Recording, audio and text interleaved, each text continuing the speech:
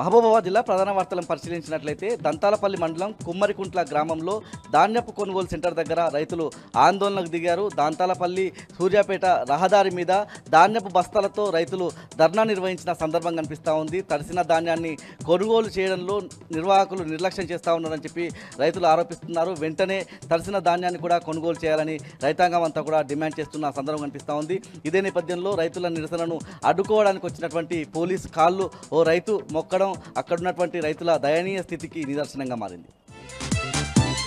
మహబూబాబాద్ జిల్లా నుంచి మరో ప్రధాన వార్త చూసినట్లయితే నరసింహులపేట మండలంలో ధాన్యపు కొనుగోలుకు సంబంధించి అధికారులు పూర్తి నిర్లక్ష్యం వహిస్తూ ఉన్న సందర్భం కనిపిస్తూ ఉంది.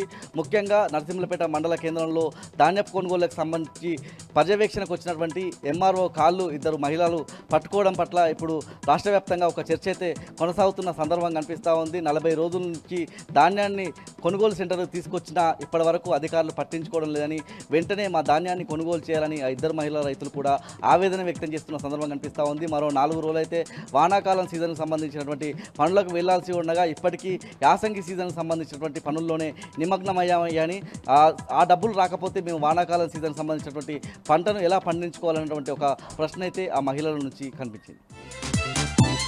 మహబూబాబాద్ జిల్లా నుంచి మరో వార్త చూసినట్లయితే నిన్న రాత్రి కొత్తగూడ, గంగారం, గూడూరు మండలాల్లో భారీ వర్షాలు నమోదయ్యాయి. ఈ క్రమంలోనే భారీ వరద ప్రవాహంతో కొత్తగూడ మండలంలోని రోడ్లన్నీ కూడా తెగిపోయిన సందర్భం కనిపిస్తూ ఉంది. ఈ క్రమంలోనే కొత్తగూడ మండలానికి ఉన్నటువంటి రోడ్లకు సంబంధించిన ఇతర గ్రామాలతో ఉన్నటువంటి అప్రోచ్ అంతా కూడా రాకపోకలంతా కూడా నిలిచిపోయిన సందర్భం కనిపిస్తూ ఉంది.